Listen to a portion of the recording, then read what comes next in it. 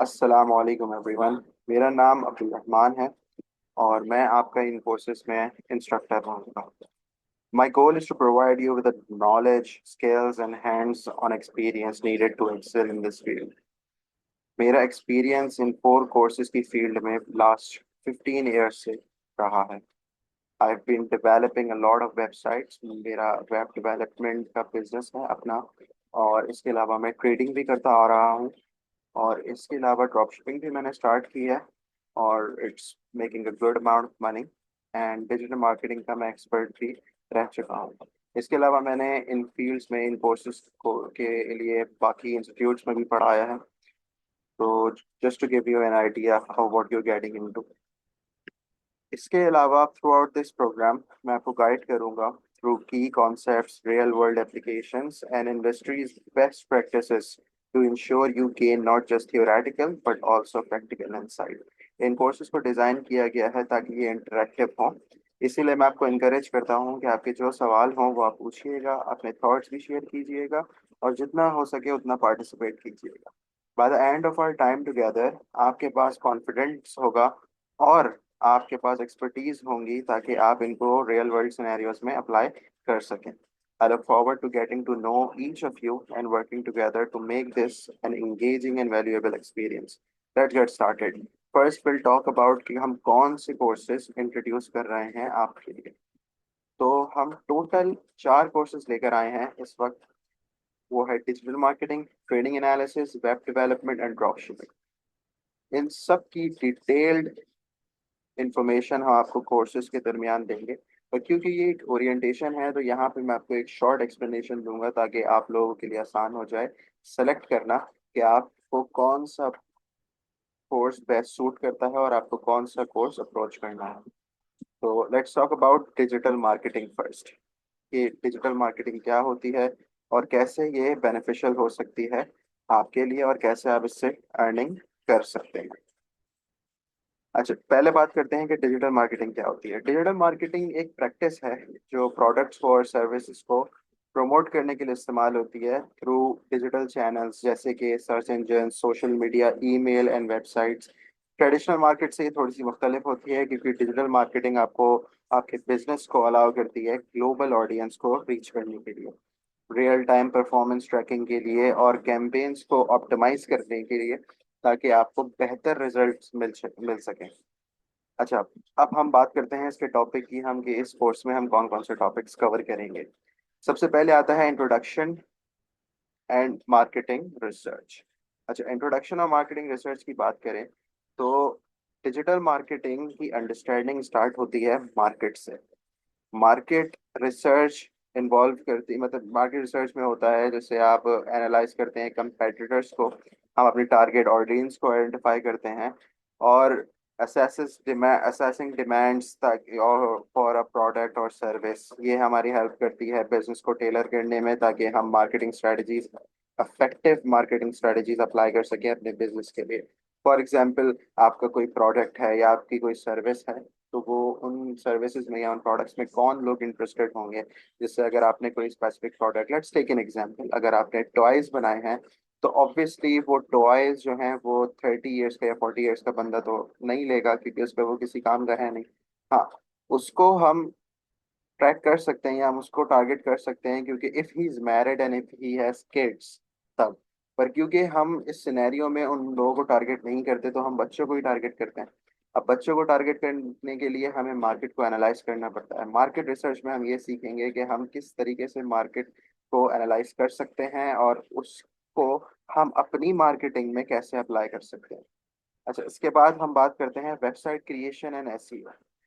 एक well optimised website crucial होती है डिजिटल सक्सेस के लिए, यानी कि डिजिटल मार्केटिंग की सक्सेस के लिए। एसईओ, एसईओ मतलब होता है search engine optimisation. Search engine optimisation यानी कि एसईओ आपकी वेबसाइट की विजिबिलिटी को सर्च इंजन पे अच्छी करती है। लाइक गूगल, जैसे गूगल जो है वो एक सर्च इंजन है, वहां पे आप अपनी वेबसाइट का नाम लिखकर एंटर करेंगे तो एसईओ डिटरमाइन करती है कि आपको फ्रंट पेज पे आना है या आपको 3 से 4 पेजेस बाद आना है या आपको 100 पेजेस बाद आना है। तो थिंग इज कि जितनी अच्छी एसईओ होगी उतना ऊपर आपकी वेबसाइट लिस्ट करेगी।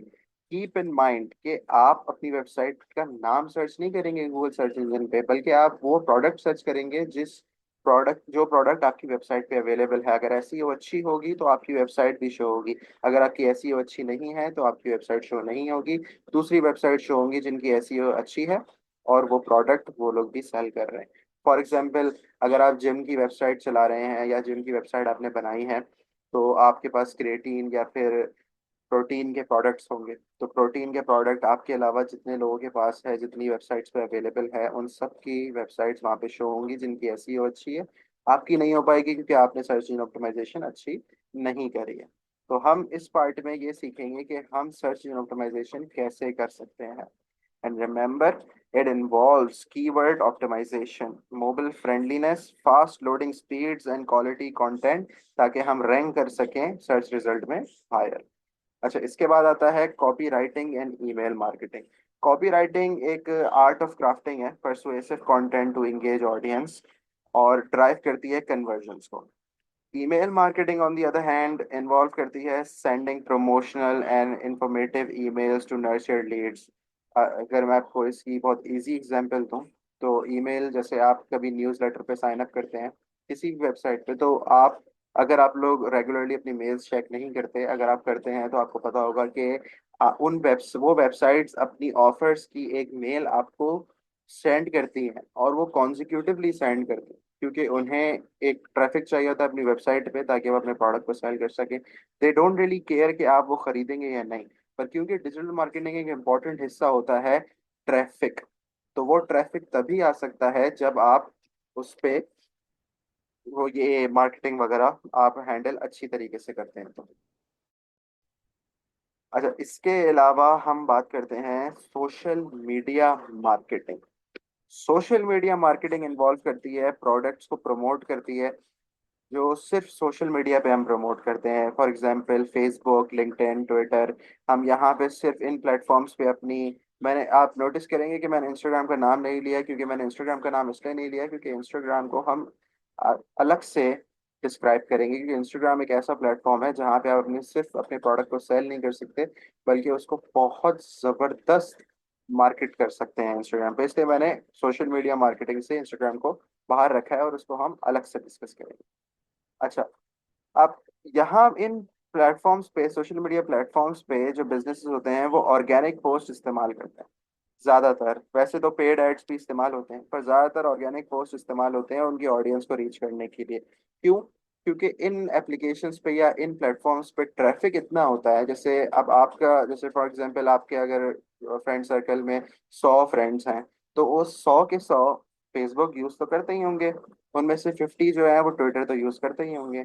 और क्योंकि एक हैवी ट्रैफिक इन्वॉल्व होता है जब हम सोशल मीडिया की बात करते हैं, तो इस वजह से ऑर्गेनिक मार्केटिंग भी हम इसके ऊपर सीखेंगे ताकि हमें 1 रुपए भी खर्च ना करना पड़े।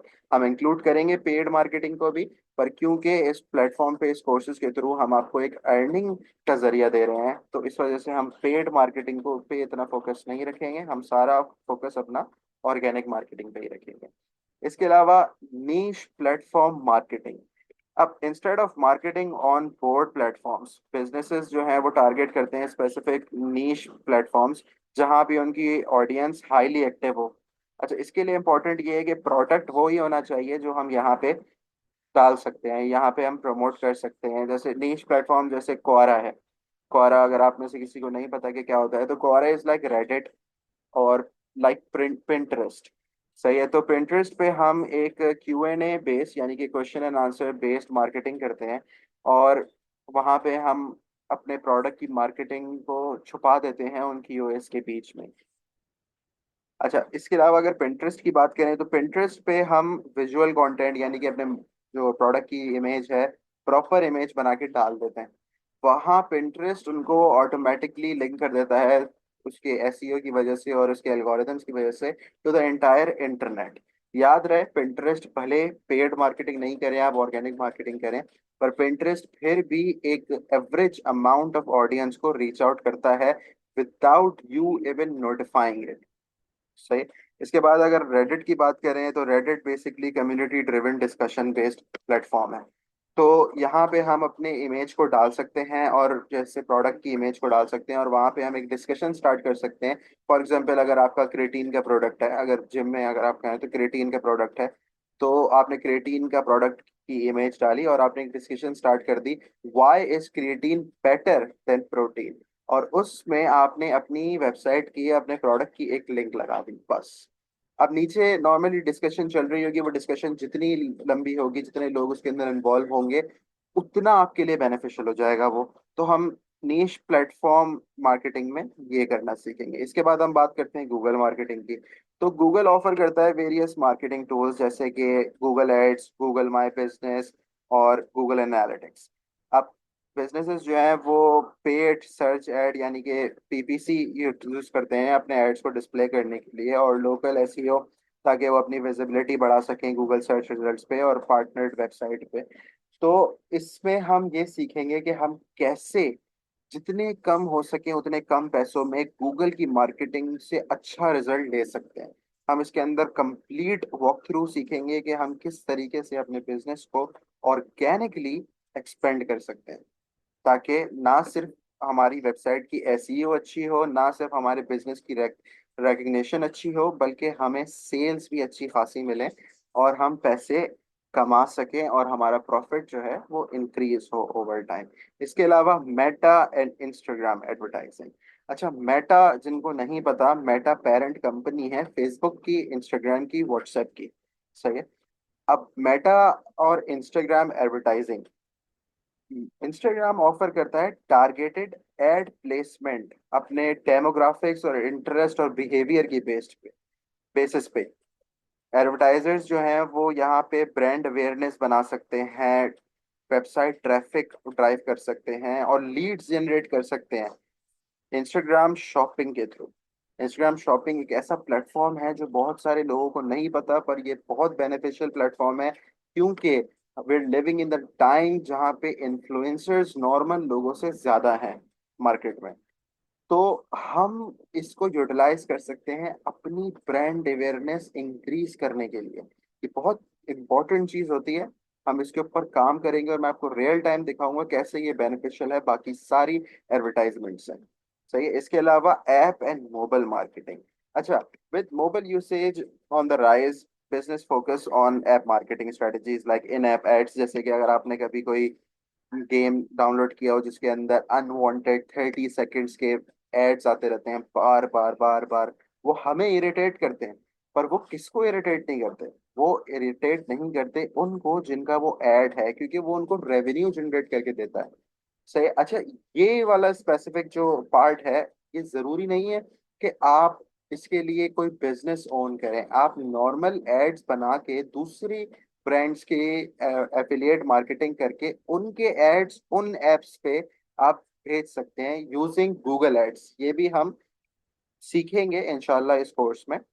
अच्छा, अब हम अगर छोटा सा एक ब्रेकडाउन दें, या हम आपको ये बताऊं कि भाई ये कैसे बेनिफिशियल हो सकता है, तो देखें, पुश नोटिफिकेशंस और मोबाइल फ्रेंडली वेबसाइट्स जो होती हैं उनके ऊपर हम एड्स वगैरह डाल सकते हैं यूजिंग स्ट्रेटजी कॉल्ड एएसओ। से एएसओ यानी कि optimise for app stores.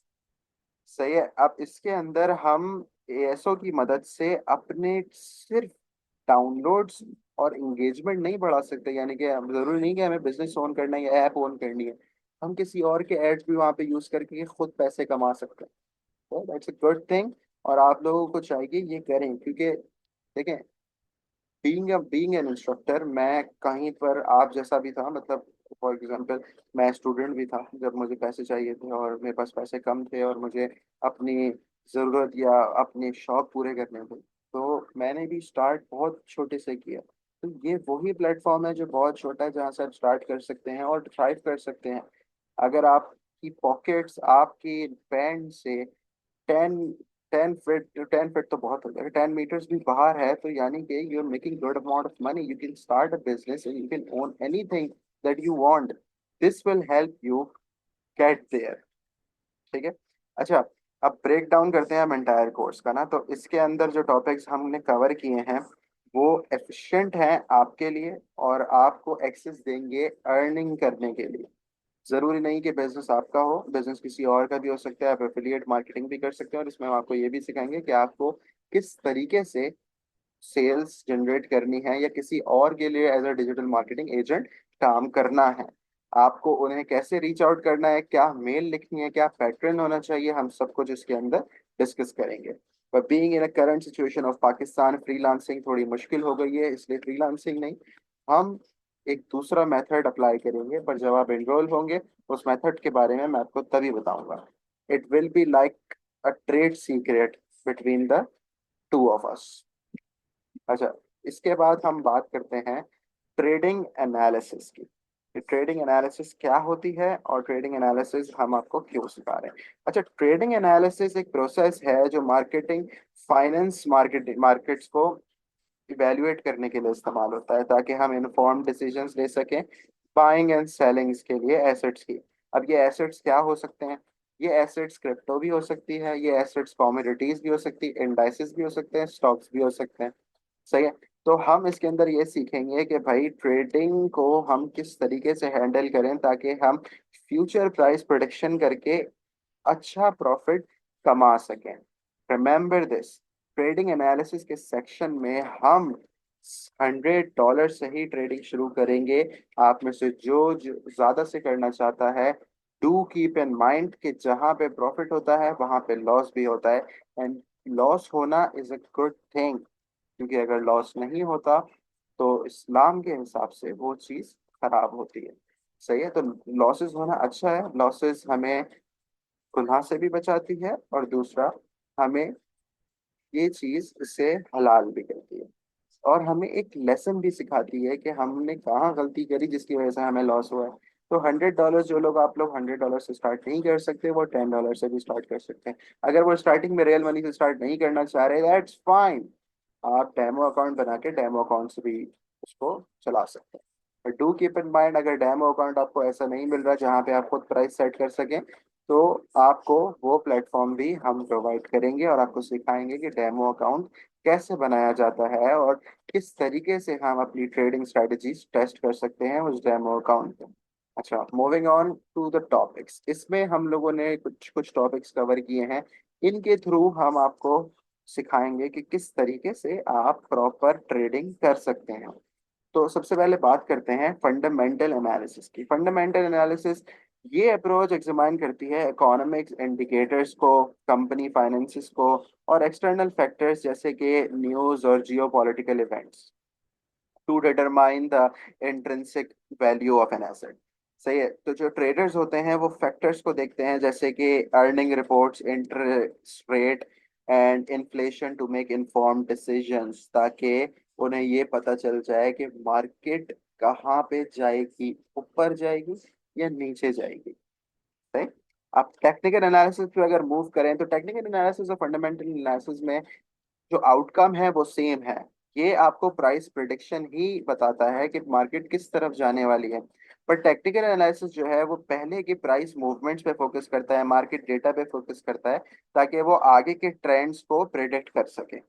Traders जो है वो चार्ट्स यूज करते हैं, प्राइस पैटर्न्स यूज करते हैं, और टेक्निकल इंडिकेटर्स यूज करते हैं, ताकि वो पोटेंशियल ट्रेडिंग अपॉर्चुनिटीज को आइडेंटिफाई कर सके। वो जो टेक्निकल एनालिसिस होती है ये अज्यूम करती है कि भाई हिस्टोरिकल प्राइस मूवमेंट क्या है और वो कब रिपीट हो सकती हैं, क्योंकि trading eventually is connected to the world network, और इंसान की एक खसलत है कि वो एक गलती या एक तरीके के पैटर्न में जीते हैं। तो वो पैटर्न इन स्ट्रेटजीज में भी अप्लाई होता है, और उनको हम कैसे अपने फायदे के लिए यूटिलाइज कर सकते हैं, ये हमें देखना है।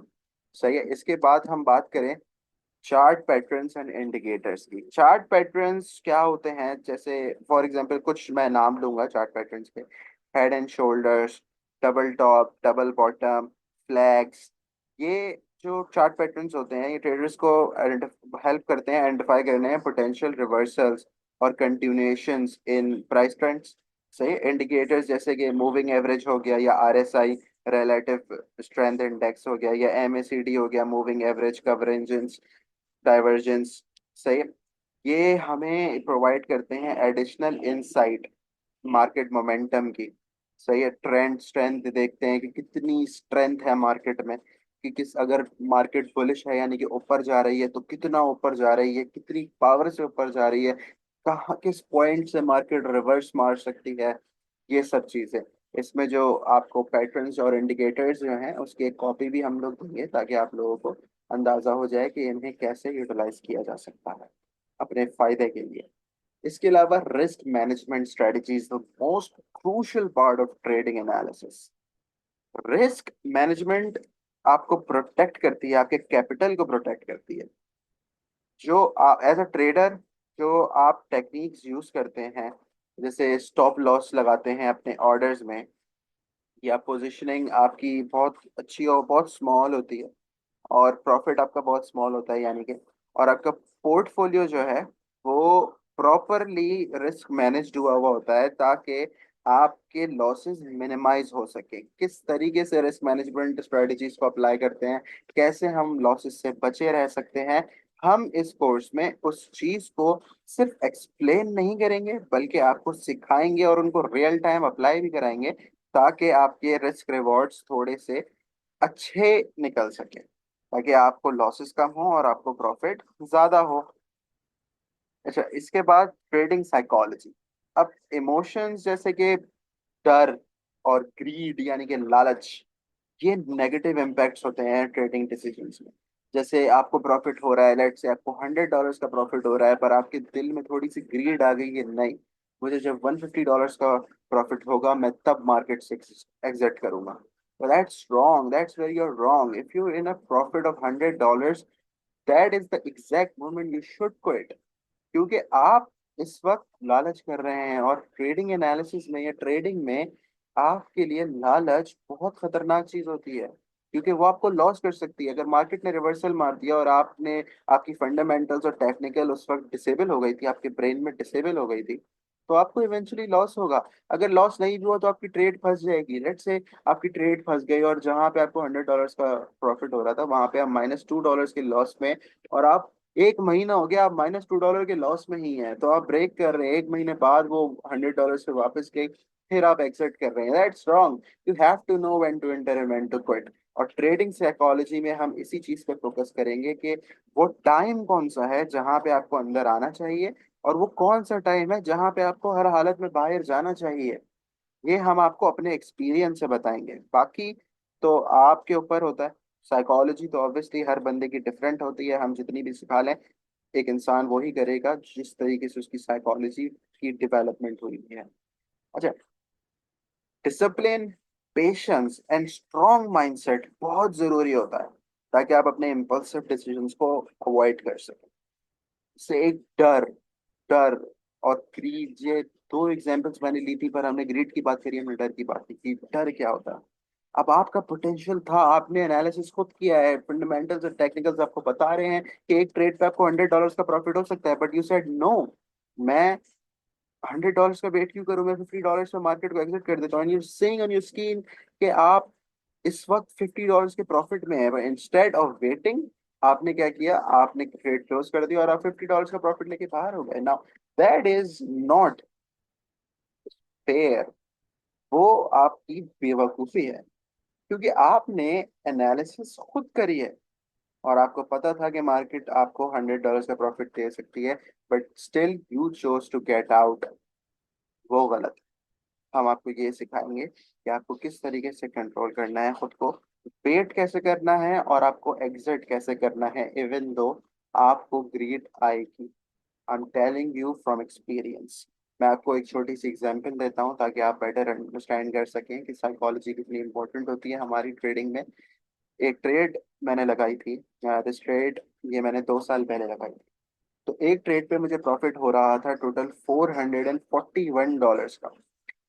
बट मैंने सोचा कि मैंने खुद टेक्निकल एनालिसिस किया, मैंने फंडामेंटल्स भी खुद किए, और मुझे पता था कि ये हद है, पर मैं फिर भी मैंने वेट किया, मैंने बोला नहीं, ये $500 पे जाएगी। और उस ट्रेड ने मुझे प्रॉफिट तो कर दिया नहीं, पर उसने मुझे लॉस दिया $300 का। $300 का मुझे लॉस हुआ एक ट्रेड पे, जिस ट्रेड से मुझे $440 का प्रॉफिट हो रहा था। ये इसीलिए साइकोलॉजी इंपॉर्टेंट है। तो इसमें हम सारी चीजें आपको एक्सपीरियंस से ही बताएंगे एक्सपीरियंस से ही हम आपको साइकोलॉजी आपके साथ डिस्कस कर सकते हैं। बाकी इसकी अगर आपको एग्जैक्ट ट्रांसलेशन या इसकी आपको एग्जैक्ट डिस्क्रिप्शन या इसकी एग्जैक्ट डेफिनेशन आपको चाहिए तो that doesn't exist, not even on the internet, क्योंकि साइकोलॉजी हर बंदे की अलग होती है और आपको अपनी साइकोलॉजी के हिसाब से अपने ब्रेन को अपनी ट्रेडिंग के लिए डेवलप करना होता है कि आपको एक एग्जैक्ट मोमेंट पता चल जाए कि आपका मोमेंट कौन सा है। इसके अलावा बिल्डिंग अ ट्रेडिंग प्लान, नाउ यहाँ पे आपके लिए एक फायदा है, क्योंकि ट्रेडिंग प्लान जो हमने बनाया है ये ट्रेडिंग प्लान मेरा अपना है और फिर पिछले 6 ईयर से टेस्टेड है। और ये जो ट्रेडिंग प्लान है ये सिर्फ मैं फॉलो नहीं करता बल्कि मेरे कलीग्स भी फॉलो करते हैं और वो लोग भी फॉलो करते हैं जो मेरी कॉल्स को फॉलो करते हैं। इसमें हम एक ग्रुप में, जो ग्रुप हम ट्रेडिंग एनालिसिस के लिए बनाएंगे उसमें हम आपको कॉल्स देंगे और आपका भी यही असाइनमेंट होगा कि आप भी उस ग्रुप में कॉल्स दें using your fundamental analysis and technical analysis. हम उन कॉल्स को मैच करेंगे and will come up with the best call, ताकि हम बाकी सब भी उसे फॉलो कर सकें और देख सकेंगे भाई क्या रिजल्ट आ रहा है। ये कोर्स जब खत्म होगा उसके बाद मैं आपको रेकमेंड करूंगा कि आप 1 महीना टेक्निकल और फंडामेंटल्स पे फोकस करके हमारे ग्रुप में कॉल्स डालते रहें, ताकि 1 महीने में आपको पता चल जाए कि आपकी फंडामेंटल और टेक्निकल कितनी स्ट्रांग हो चुकी है। फिर उसके बाद भी हम आपके साथ होंगे, आपकी हेल्प करेंगे आपको रियल मार्केट में इन्वेस्टमेंट करने में और वहां से आपको प्रॉफिट जनरेट करने में। याद रहे आपको कि जिस तरीके से आपके प्रॉफिट में हमारा कोई हक नहीं होगा, उसी तरह आपके लॉसेस में भी हमें ब्लेम मत कीजिएगा, क्योंकि फंडामेंटल और टेक्निकल आप कर रहे होंगे और हम कॉल्स डिसाइड करेंगे on the basis of everyone's fundamental and technical analysis. तो ब्लेम गेम नहीं होगा। Okay, moving on to the next thing, web development. Web development क्या होती है और वेब डेवलपमेंट की बात हम क्यों कर रहे हैं? अच्छा, web development, those who don't know कि वेब डेवलपमेंट क्या होती है, वेब डेवलपमेंट होती है जो हम एप्स चलाते हैं या जो हम विंडोज चलाते हैं या इलेक्ट्रॉनिक किसी भी डिवाइस में कोई भी सॉफ्टवेयर चलाते हैं या किसी भी तरीके से आप एक बटन भी दबा रहे हैं तो उसके पीछे भी एक डेवलपमेंट है। Web development on the other hand focuses on the internet, ताकि हम अपने वेबसाइट्स को डेवलप कर सकें, हम अपने वेब ब्राउजर्स को डेवलप कर सकें। Everything that has to do with the internet is connected to web development. अच्छा, वेब डेवलपमेंट के टॉपिक्स पे अगर हम मूव करें तो इसमें हमने थोड़े से डिटेल्ड टॉपिक्स रखे हैं ताकि आपको हेल्प कर सके हमें डेवलपर, एक फुल स्टैक तो नहीं पर एक प्रॉपर डेवलपर बनने के लिए, ताकि आप अर्निंग कर सकें। इसीलिए हमने इस पे ड्रैग एंड ड्रॉप प्लेटफॉर्म्स पे ज़्यादा फोकस किया है rather देन कोड बेस्ड या कस्टम कोडेड वेबसाइट। अच्छा, बात करें सबसे पहले तो H T M L, C S S and JavaScript. H T M L मतलब होता है hyper text markup language, C S S मतलब होता है कैस्केडिंग स्टाइल शीट और जावास्क्रिप्ट मतलब जावास्क्रिप्ट ही होता है। H T M L structural language है। For example, let's take an example of a house. आपने प्रॉपर्टी खरीदी, प्रॉपर्टी बिल्कुल एक ग्राउंड, यानी कि कुछ भी नहीं बना हुआ था उसके ऊपर। एच टी एम एल उस घर का जो स्केलेटन होता है, स्ट्रक्चर जो होता है, जैसे पिलर्स जो होते हैं वो खड़े कर दिया आपने, तो वो एच टी एम एल है। सी एस एस यानी कि आपने उस पे प्लास्टर करवा दिया, प्लास्टर करवा के आपने अपने घर पे एलिवेशन अच्छी कर दी, आपने पोर्च अच्छी बनवाई, आपने घर को एक अच्छा सा लुक दे दिया, kind of like a Batman kind of look. So for ये एग्जांपल है, आपने वो लुक दे दिया and it looks decent and it looks very good, तो वो सी एस एस है, स्टाइलिंग। इसके अलावा जावास्क्रिप्ट, जावास्क्रिप्ट आपके घर की वायरिंग, जो आपके घर के सारे फंक्शंस को कंट्रोल कर सकती है। For example, you want to turn on a light, आप उसके लिए प्लस्तर पे मुक्का मार के तो लाइट ऑन नहीं कर सकते, आपको बटन चाहिए। वो बटन आपका जावास्क्रिप्ट है, आपने बटन दबाया लाइट्स ऑन हो गई, आपने बटन दबाया लाइट्स ऑफ हो गई, आपने बटन दबाया फैन ऑन हो गया, आपने बटन दबाया एसी ऑन हो गया, आपने बटन दबाया everything that has connected to the electricity will turn on you pressing the button. So JavaScript is that functionality. अच्छा, नॉर्मल अगर बात की जाए तो ये एक सॉरी, ये एक फंडामेंटल लैंग्वेजेस हैं ये वेब डेवलपमेंट की। HTML स्ट्रक्चर करता है कंटेंट, CSS करती है अपीयरेंस को स्टाइल, और जावास्क्रिप्ट इंटरेक्टिविटी ऐड करती है वेबसाइट में, ताकि वो डायनेमिक हो सके और यूजर फ्रेंडली हो सके, ताकि वो हर प्लेटफॉर्म पे आसानी से चल सके। इसमें हम दो चीजों पे फोकस करेंगे, यूआई और यूएक्स। यूआई यूएक्स क्या होता है वो हम फर्दर डिस्कस करेंगे। अभी मैं आपको इसकी फुल फॉर्म बता देता हूँ। यूआई मतलब होता है यूजर इंटरफेस। यूएक्स मतलब होता है user experience. User interface is something that you see with your own two eyes and it looks visually appealing. तो वो आपका अच्छा यूजर इंटरफेस है। और यूजर एक्सपीरियंस आपकी इंटरेक्टिविटी वेबसाइट के साथ जो है कि वेबसाइट अच्छी चल रही है, वेबसाइट तेज लोड हो रही है, that is user experience, that is the experience you're getting by using that website. इसके अलावा बात करें फुल स्टैक डेवलपमेंट विद मर्न। अब मर्न क्या होता है और मर्न को क्यों इंक्लूड किया है? मर्न एक ऐसी चीज है जहां पे आपको एक वास्ट लाइब्रेरी का एक्सेस मिलता है, और एक बार आपने मर्न सीख ली तो देर इज मर्न in every single thing that is available in the internet. सही है। तो मर्न की फुल फॉर्म होती है मोंगो डीबी। मोंगो डीबी मतलब होता है मोंगो डेटा बेस। इसके अलावा E stands for Express dot JS, R stands for React dot JS and N stands for Node dot JS. ये एक पॉपुलर स्टैक है ताकि आप फुल स्टैक वेब एप्लीकेशंस बना सकें। डेवलपर्स के लिए ये एक बहुत अच्छी चीज़ है, क्योंकि वो फ्रंट एंड और बैक एंड दोनों जावास्क्रिप्ट से रेडी कर सकते हैं। यानी कि react JS, express JS, node JS और मोंगो मोंगो डीबी ये हेल्प करती है। मोंगो डीबी डेटाबेस सेट कर देती है, एक्सप्रेस और रिएक्ट फ्रंट एंड रेडी कर देते हैं, और नोड जो है वो बैक एंड रेडी कर देता है। तो आपको एचटीएमएल यूज करने की जरूरत नहीं, यूज तो एचटीएमएल भी यूज करने की जरूरत पड़ती है, पर आपको एक इंटरेक्टिव और एक एडवांस वेबसाइट मिलती है जिसकी मेंटेनेंस इतनी आपको नहीं करनी होती जितनी आपको normal structured languages like HTML CSS JavaScript पे करनी पड़ती है। इसके अलावा drag and drop websites. Drag and drop websites क्या होती हैं और हमने इसको क्यों इंक्लूड किया है? ड्रैग एंड ड्रॉप वेबसाइट्स होती हैं जैसे वर्डप्रेस, विक्स एंड वेबफ्लो।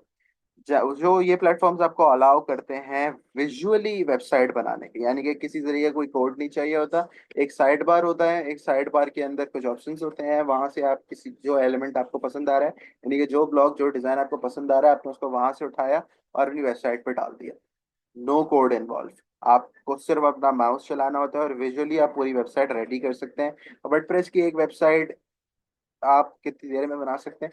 एक हफ्ते में बन सकती है, अगर आप प्रॉपरली इस कोर्स को सीख लें, ऐसा थ्रू आउट इसका वॉक थ्रू पूरा सीख लें, तो एक हफ्ते में आप रेडी कर लेंगे। और इंशाल्लाह विद टाइम जैसे जैसे आपको एक्सपीरियंस आ सकेगा, तो इंशाल्लाह, और मैं एक्सपेक्ट करता हूँ आप में से किसी एक को कि आप लोग मेरा रिकॉर्ड ब्रेक कर दें। मैंने 6 घंटे में वर्डप्रेस की एक वेबसाइट रेडी करी थी एक क्लाइंट के लिए, तो इंशाल्लाह आप में से कोई एक होगा जो 5 घंटे में कर सके। तो I am looking forward to that. जिसने भी किया, I will be very impressed. अच्छा, इसके बाद हम बात करें कि हम कैसे अपना drag and drop platform choose करें। अब जो वेबसाइट बिल्डर्स होते हैं वो उनकी जो नीड्स होती हैं वो डिफरेंट होती हैं। वर्डप्रेस फ्लेक्सिबिलिटी के लिए ग्रेट है, और विक्स जो है वो यूजर फ्रेंडली है, वेबफ्लो जो है वो एक पावरफुल है, एक पावरफुल प्लेटफॉर्म है डिजाइनर्स के लिए। तो जो प्लेटफॉर्म जो चूज करने का वो होता है, एक अच्छा प्लेटफॉर्म चूज करने का जो राइट होता है, वो डिपेंड करता है कि आपका बिजनेस गोल क्या है और आपकी टेक्निकल रिक्वायरमेंट्स क्या है। इसके अंदर हम इस बात पे फोकस करेंगे और इस बात को अच्छे से और डीपली थोड़ा सा डिस्कस करेंगे। अब इसके बाद आता है यूआई डिजाइन प्रिंसिपल्स। जैसे कि मैंने आपको बताया कि यूआई मतलब होता है user interface. U UI design जो होते हैं वो फोकस करता है विजुअली अपीलिंग वेबसाइट बनाने में, यूजर फ्रेंडली वेबसाइट बनाने में। जैसे अगर कुछ की प्रिंसिपल्स को की बात की जाए, तो जैसे simplicity, consistency, readability and accessibility, ताकि यूजर का एक्सपीरियंस भी इनहेंस हो सके। यूआई तो इनहेंस्ड स्टाइलिंग से हो ही जाता है। इसके अलावा responsive design and mobile optimisation.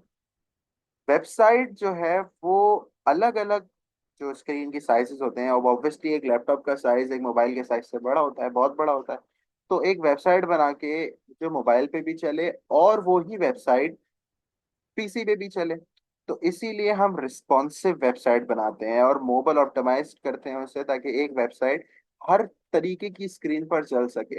It doesn't matter कि अगर आपके घर में 100 इंच की स्क्रीन लगी हुई है और आपका मोबाइल वो 6.3 इंच का डिस्प्ले है, और आप, लेट से आपने हुआवे का वो फोल्डिंग वाला जो फोन आया आपने वो खरीद लिया, तो आपको उस पर वेबसाइट चलानी है, तो वो उस पर भी आराम से चल सके और प्रॉपर फंक्शनैलिटी के साथ चल सके। तो ये चीज आप सिर्फ तब कर सकते हैं जब आपको ऑप्टिमाइज करना आएगी और रिस्पॉन्सिव डिजाइन बनाना आएगा। तो इसमें हम वो सीखेंगे कि वो कैसे बनाया जाता है।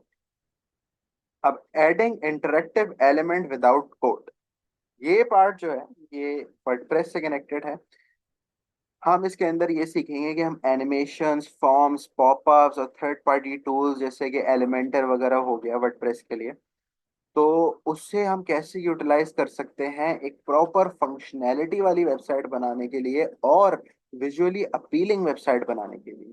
तो हम इसमें वो सीखेंगे। इसके अलावा SEO best practices for drag and drop website, तो search engine optimisation, search engine optimization आपकी वेबसाइट की विजिबिलिटी को इम्प्रूव करती है, जैसा मैंने आपको बताया कि सर्च इंजन पे वो विजिबिलिटी को इम्प्रूव करती है।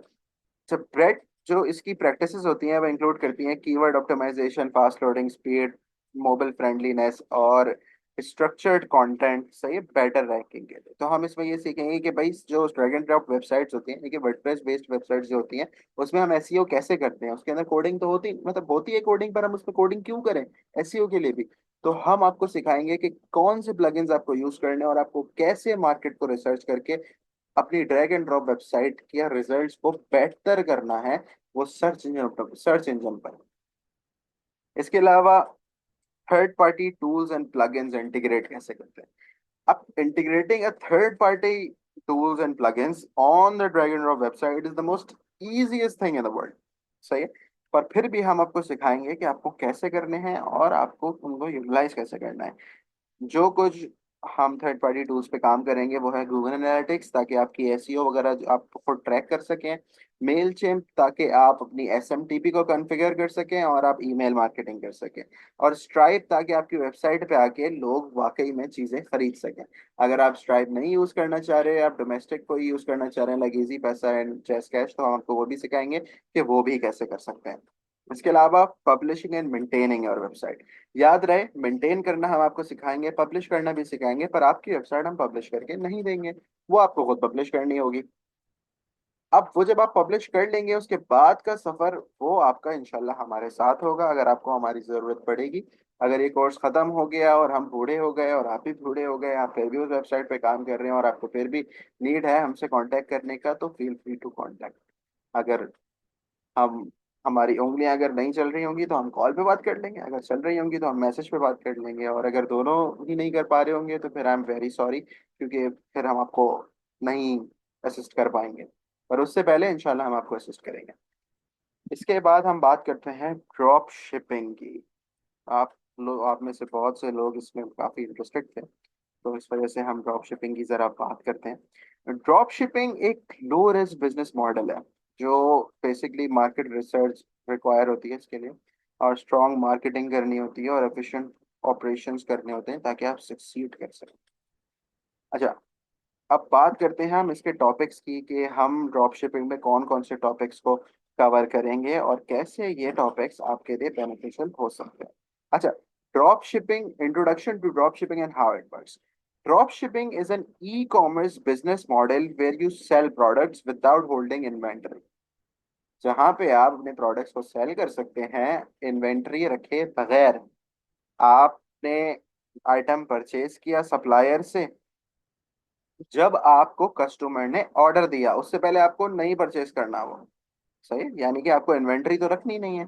तो जब आपके पास आके किसी ने ऑर्डर प्लेस किया तो वो ऑर्डर आपने सिर्फ उसके बाद ही वो वो प्रोडक्ट जो है वो परचेज किया आपने, अगर आपको करना है तो। वरना एक ऐसा तरीका भी है जो जिसमें आपको प्रोडक्ट से कोई लिंक ही नहीं होगा, बल्कि आप किसी और के प्रोडक्ट को अपनी वेबसाइट पे यूटिलाइज कर रहे होंगे, अपनी शॉपिफाई पे या WooCommerce is another word for WordPress. तो शॉपिफाई वू कॉमर्स में से आप दोनों जैसे जो भी चूज कर रहे होंगे उसमें आपको सिखाएंगे कि किस तरीके से आप किसी और की वेबसाइट की लिस्टिंग को अपनी वेबसाइट पे यूटिलाइज करके अपना प्रॉफिट रखकर उसे सेल कर सकते हैं। नाउ लेट्स टॉक अबाउट कि ड्रॉप शिपिंग होती क्या है। अब फॉर एग्जांपल एक नाइकी की एग्जांपल लेते हैं, चलो। नाइकी क्या करता है? नाइकी अपैरल्स बनाता है। तो let's take shoe for an example. सही है। आपके पास लोकल एक स्टोर है, स्वैग किक्स। अब स्वैग किक्स क्या है? स्वैग किक्स आपको शूज सेल करता है। पर let's get back to the Nike, क्योंकि हमने वहां से स्टार्ट किया था।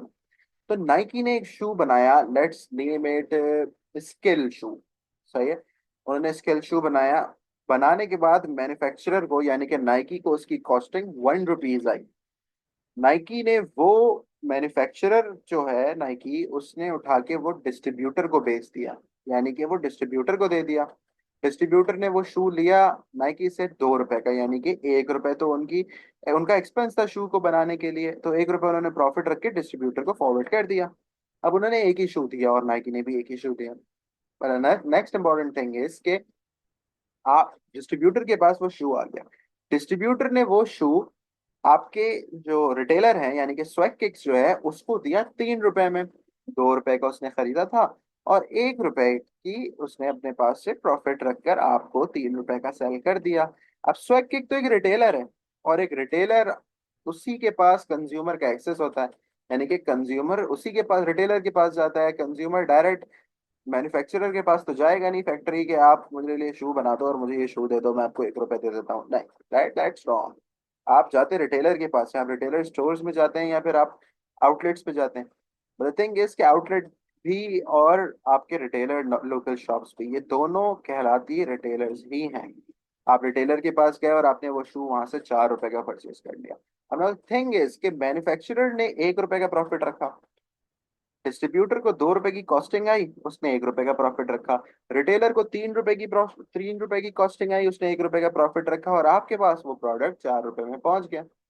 सही। अब नाउ थिंग इज ये नाइकी ने सिर्फ एक शू बनाया था जो आगे फॉरवर्ड किया था, बट लेट्स से कि नाइकी ने 3 शूज बनाए, स्केल शू, 3 पेयर्स बनाए उसके, और वो 3 पेयर उस रिटेलर यानी कि स्वैग किक्स के पास मौजूद है। अब दो लोग गए और दो लोगों ने जाके ₹4 में वो चीज खरीद ली। अब now the main problem is that the demand of those shoes is way higher than the supplies. खरीदने वाले दो बंदे खड़े हुए हैं, प्रोडक्ट एक ही मौजूद है, यानी कि सप्लाई एक ही है, और डिमांड जो है वो दो लोगों की है। नाउ रिटेलर के पास एक बहुत अच्छी अपॉर्चुनिटी है उस प्रोडक्ट को ₹5 में नहीं, ₹6 में नहीं, ₹10 में नहीं, बल्कि अपने हिसाब से जितने की बेचना चाहे उतने की बेचने की बहुत अच्छी अपॉर्चुनिटी है उसके पास। एंड ही इज वेटिंग ताकि उसके पास एक कोई बंदा है उसे खरीदने के लिए। अब लेट से आप गए और एक शू का पेयर देखकर आपने बोला कि मुझे ये चाहिए। रिटेलर आपको जरूरी नहीं है कि वो आपको ₹4 का बेचे, उसने आपको बोला कि मैंने ₹5 का आपको बेचूंगा, और आपने वो ₹5 का ले लिया। सप्लाई एंड हो गई, डिमांड और मजीद बढ़ गई, क्योंकि अब वो चीज है ही नहीं मार्केट में, उसकी डिमांड बढ़ रही है। अब डिमांड बढ़ रही है तो आप जाओगे एज अ रिटेलर डिस्ट्रीब्यूटर के पास कि भाई मुझे ये चाहिए। डिस्ट्रीब्यूटर जाएगा मैन्युफैक्चरर के पास कि भाई मुझे ये चाहिए। अब मैन्युफैक्चरर उस पे प्रॉफिट रखेगा, ₹2 नहीं रखेगा, या पहले उसने ₹1 रखा तो वो ₹2 रखेगा, नहीं, क्योंकि डिमांड इतनी हाई है। मैन्युफैक्चरर जितना प्रॉफिट चाहे रख सकता है। मैन्युफैक्चरर ने प्रॉफिट रखा ₹9, ₹10 का उसने डिस्ट्रीब्यूटर को दिए, और उसने 10 पेयर्स दे दिए। ₹100 के डिस्ट्रीब्यूटर ने खरीदे। डिस्ट्रीब्यूटर ने बोला कि यार इसकी कॉस्टिंग तो मुझे बहुत ज्यादा आई है। डिस्ट्रीब्यूटर ने बोला डिमांड इतनी हाई है तो मैं प्रॉफिट इसी हिसाब से रखूंगा। ₹100 के रिटेलर को पड़े वो ₹1000 के, क्योंकि ₹900 उसने भी रख लिए। जो आपका वो था क्या अपना डिस्ट्रीब्यूटर, डिस्ट्रीब्यूटर ने भी रख लिया। डिस्ट्रीब्यूटर ने रिटेलर को ₹1000 के दिए, और रिटेलर जो है वो कस्टमर्स को वो चीज अब 5000 में बेच रहा है। इस तरीके से मार्केट की सप्लाई एंड डिमांड चलती है। Now this is very important when it comes to drop shipping, क्योंकि आपको प्रोडक्ट वैसे ही चूज करना होता है। हम आते हैं अब नेक्स्ट चीज पे अपनी, finding profitable product and supplier. जैसे कि मैंने अभी आपको बताया कि सप्लायर आपका ₹1000 का देने वाला नहीं होना चाहिए, ₹200 वाला सही है, यानी कि आपका जो डिस्ट्रीब्यूटर है वो ₹200 में सही है। ₹200 इज इनफ। हर प्रोडक्ट पे उसने ₹10 रख लिए, दैट इज इनफ। ठीक है। 1000 रुपए वाला डिस्ट्रीब्यूटर वो अच्छा नहीं है, क्योंकि वो मार्केट की सप्लाई चेन को खराब कर देगा, वो डिमांड चेन को खराब करता है, क्योंकि वो प्राइस पे वो उस प्रोडक्ट पे आपको ओवर चार्ज कर रहा है। अब आपने इसी तरीके से प्रोडक्ट्स को और सप्लायर को ढूंढना होता है, और आपको वो कैसे मिलते हैं इंशाल्लाह इसमें हम उस चीज को डिस्कस करेंगे कि हम CJ drop shipping, AliExpress sale हो, हम किस तरीके से कहाँ पे कैसे सप्लायर को और किस प्राइस पे किस प्रोडक्ट को टारगेट करेंगे अपने प्रॉफिट अर्न करने के लिए। Now the next thing is setting up a drop shipping store. अब ये स्टोर हम कहाँ सेटअप करेंगे, वर्डप्रेस या Shopify? For those of you जो उनके दिमाग में वर्डप्रेस है, okay fine, we can do that on WordPress as well, but we can also do that on Shopify. Shopify में एक छोटी सी प्रॉब्लम है कि शॉपिफाई हल्का सा पेड है। मतलब हल्का सा पेड है इससे मुराद मेरा ये है कि वो इतना आपको चार्ज नहीं करता, पर वो पेड प्लेटफॉर्म है, पर वहाँ पे काफी सारी सारी चीजें ऑटोमेटेड हैं, आपको प्लगइन्स डाउनलोड नहीं करने पड़ते। ये शॉपिफाई का एल्गोरिदम आपकी मार्केटिंग का काफी ज्यादा ध्यान रखता है और आपको सेल्स लाने में आपकी काफी हेल्प कर देता है। तो इसमें हम ये डिस्कस करेंगे कि हम किस में कर रहे हैं, और हम जब डिसाइड कर लेंगे तो आप में से जितने होंगे जिनको शॉपिफाई में बनानी है उन शॉपिफाई में बनवाएंगे, जिनको वर्डप्रेस से बनानी है इंशाल्लाह उनको उनसे हमें बनवाने की जरूरत भी नहीं पड़ेगी, वो खुद ही बना लेंगे, क्योंकि हम पहले ही ये कोर्स कर चुके होंगे। पर दोज ऑफ यू जिनको ड्रॉप शिपिंग डायरेक्ट सीखनी है, जिनको वेब डेवलपमेंट में नहीं जाना, इंशाल्लाह हम आपको इसमें भी सिखा देंगे वर्डप्रेस पे कैसे वेबसाइट बनाई जाती है। इसके अलावा marketing and advertising strategies for drop shipping. अच्छा, ड्रॉप शिपिंग में हम फोकस करेंगे बहुत ही ज्यादा लिमिटेड ऑप्शंस में एडवर्टाइजिंग के और मार्केटिंग स्ट्रेटजीज में। फेसबुक इंस्टाग्राम एड, जहाँ पे हम पेड एड्स को टारगेट करेंगे पोटेंशियल बायर्स में। अगर हमें ऑर्गेनिक मार्केटिंग करनी है तो उस बिजनेस ड्रॉप शिपिंग का बिजनेस स्टार्ट करने से पहले हम आपसे वो मेंटेन करवाएंगे कि आपको ऑर्गेनिक मार्केटिंग करने के लिए आपको अपने सोशल मीडिया कैसे मेंटेन करने हैं। इसके अलावा इन्फ्लुएंसर मार्केटिंग, आप जो भी प्रोडक्ट है आपके पास, आप वो पार्टनर हो जाएं इन्फ्लुएंसर के साथ अपने प्रोडक्ट को, अपनी वेबसाइट को प्रमोट करने के लिए, ताकि आपके पास सेल्स वगैरह आ सके। अच्छा, एसईओ और एंड कंटेंट मार्केटिंग, ये आपके प्रोडक्ट पेजेस को हम ऑप्टिमाइज करना सिखाएंगे और आपको ब्लॉग्स बनाना सिखाएंगे अपने प्रोडक्ट के बारे में, ताकि आप ऑर्गेनिक ट्रैफिक लेकर आ सकें, यानी कि वो लोग जो आपका सिर्फ ब्लॉग पढ़कर आ सकें।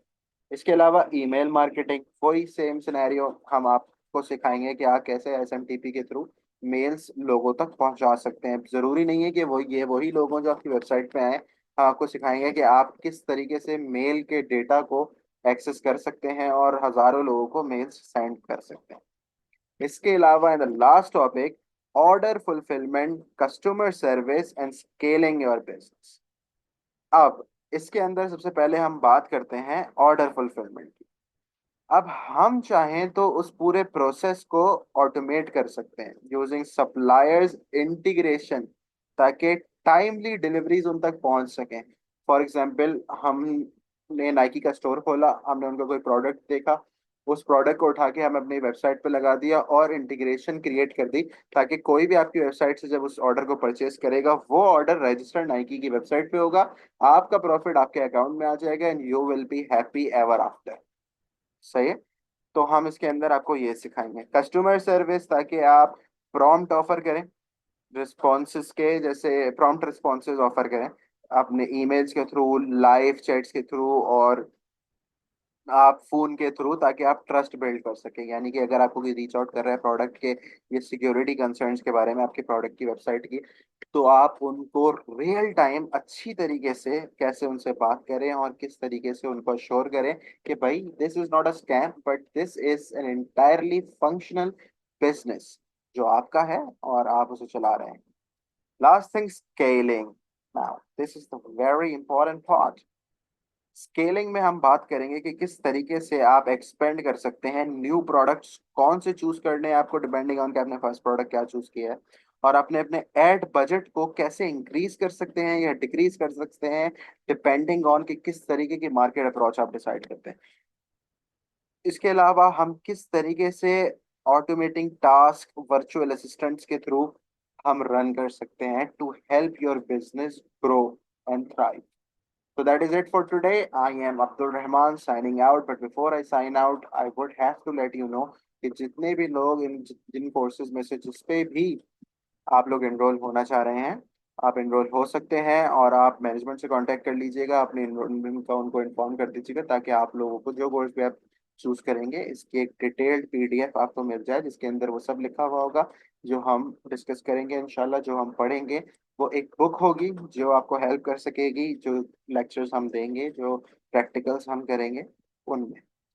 सो thank you so much, I am looking forward to teaching you all in person. Allah हाफिज, अपना ख्याल रखिए।